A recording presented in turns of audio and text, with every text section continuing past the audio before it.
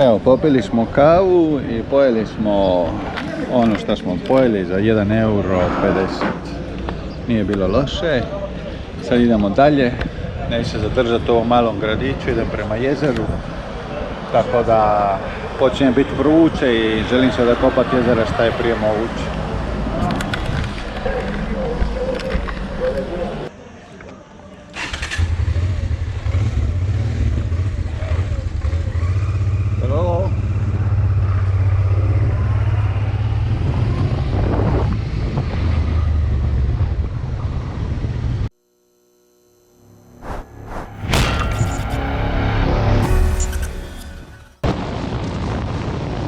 Vidio sam na karti da ima neko jezero u sred planina, pa sam odlučio ići tamo. Kao što možete vidjeti, odjednom sve se pretvorilo u jako ruralnu sredinu. Jako često su mi krave i neke druge životinje izlazile na cestu, a i sama cesta je bila u sve i gorim okolnostima. Prvih dana putovanja, dok sam prolazio kroz Španjolsku, pokušao sam jednostavno ne nositi motorsku opremu. Znači, u kratkim gaćama i majici kratkih rukava sunce mi je totalno spalilo ruke i koljena. Da se to sad ne bi ponovo dogodilo, obukao sam jaknu i duge gaće. S tim sam riješio jedan problem, a stvorio drugi.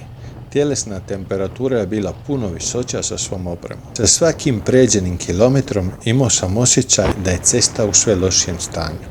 A i zbog prometa iz suprotnog smjera, sve češće sam morao da idem na šljunak sa strane puta.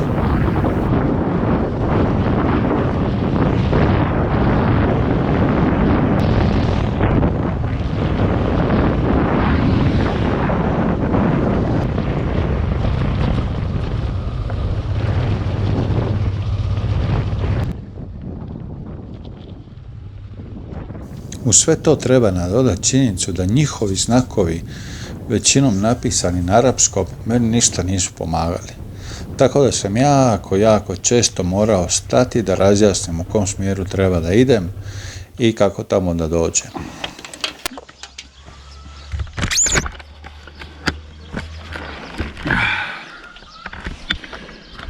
Vruće, ne znam ni gdje sam, trebamo malo pogledati GPS što kaže.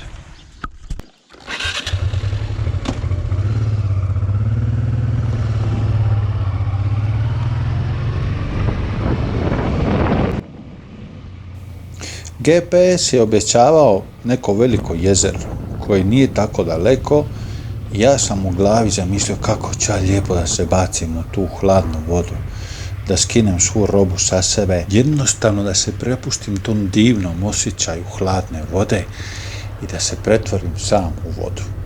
Ta osvježavajuća ideja me je vodila kroz paklenu dolinu vrućine. Čekanje na ovom mostu me je malo ohrabrilo. Jeli? Mostovi se obično dižu preko rijeke. Znači, gdje ima mosta, imaju vode. Je li tako?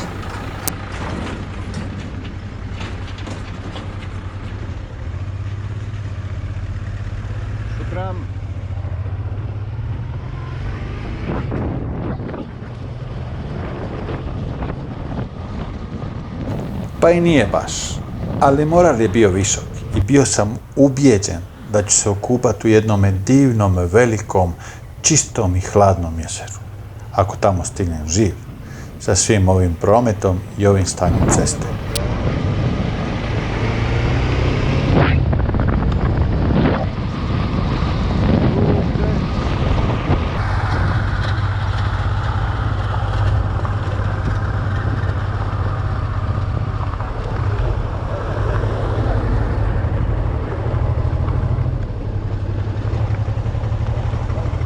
Imao sam odjednom osjećaj da se nalazim u nekom od filmova onog našeg Emira Kusturice.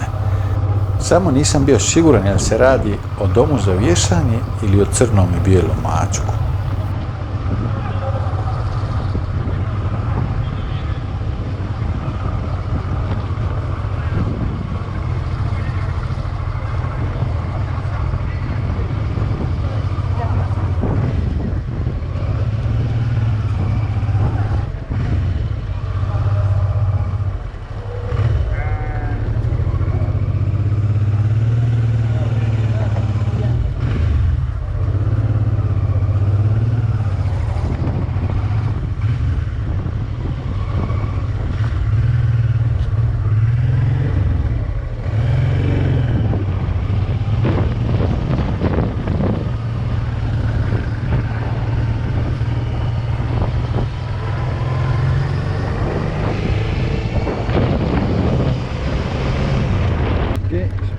Popnemo se na jezero da vidimo hoće li biti tu kakvog pristupa vodi ili neće. Nemam pojma, probat ću.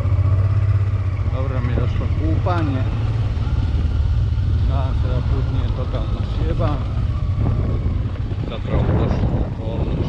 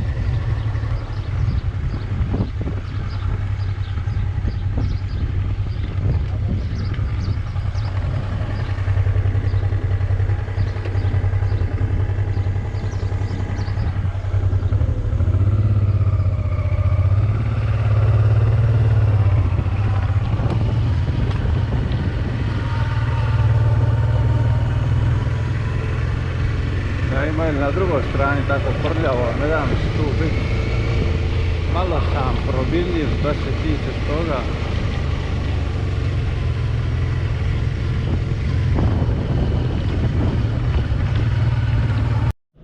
Evo je bila iznimno glupa ideja. Iznimno glupa ideja kupat se na ovom jezeru. Ovo je tipično jezero ovo koje je za uć, staneš nogom uz obalu i onda potoneš do koljena. Jedva sam se iščupao tamo. I onda sam tražio neki komad gdje mogu ući bar malo da se smočim i onda problem je izaći, a da se ne izblatniš skroz. Glupa ideja skroz. Mislim, dobra je bila ideja, ali okolnosti jezera su stvarno nije baš nešto praktično ni ugodno. Tako da sad tu će zvizdan, malo sam se ovlažio po tijelu. Ali idem čao odavde, ovo nema smisla. Idem tražiti neku šumicu gdje ima sjene i gdje nije puno prljavo. Tamo s druge strane jezera su zakampali, a pobacali su smeća okolo tamo gdje je kamp, izgleda ko, ne znam, pa Indija, nemam pojma, Sri Lanka, neki grad od ovih zagađenih gdje je sve puno plastike. Tamo su u daljini neki ribari. Oni se totalno obučeni unutra ulaze, nešto su upecali, imaju vatru, nešto će kuvat. Ja čiću odavde, ovo je stvarno besmisleno, da je bar ugodnije ući u vodu, pa hajde nego ne može se čovječe, ne može se ni približiti vodi, potoneš odmah u blato.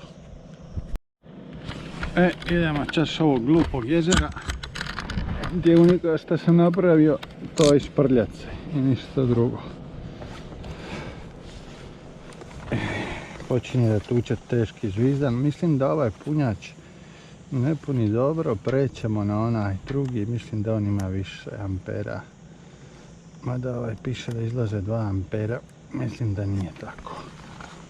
Čudemo gdje onaj drugi punjač. Mislim da je ovdje u džepu, da tu je. Stavimo ovaj pa probamo. Kako je vruće. Vrućina teška. Dobro, 53%.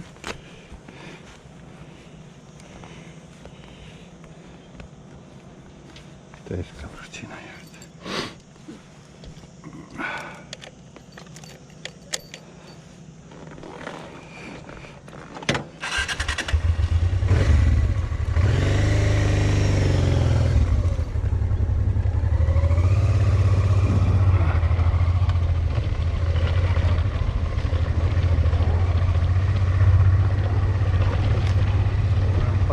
Staklo. Ovdje bi moglo biti stvari koje bi mogle probušiti gume.